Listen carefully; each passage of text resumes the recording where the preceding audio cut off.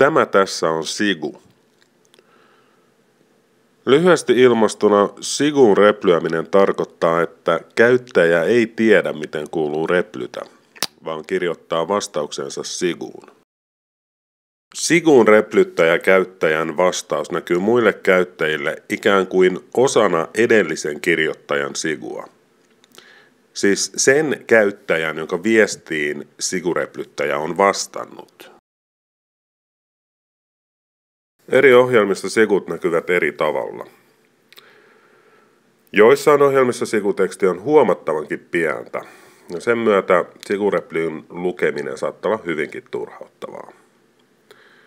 Tässä ohjelmassa sigureplyn teksti kyllä näkyy, mutta harmaana, koska sigut näkyvät tässä ohjelmassa harmaina.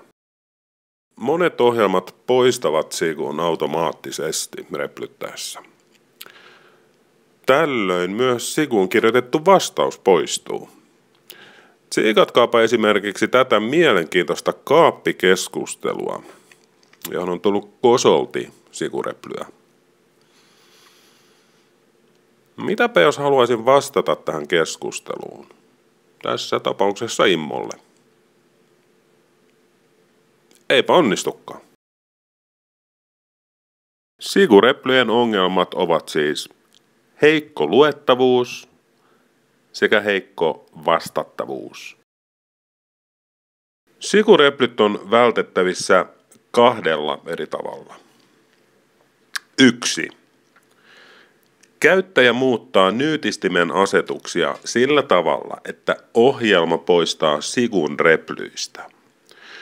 Tässä on siis kyse sen ihmisen sigusta, jonka viestiin vastataan.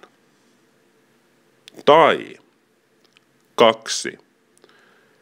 Käyttäjä poistaa kyseisen sigun vastauksestaan ennen vastauksen postaamista.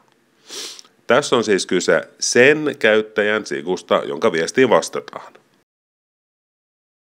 Replytäänpä siis please jatkossa oikein, eiks jee?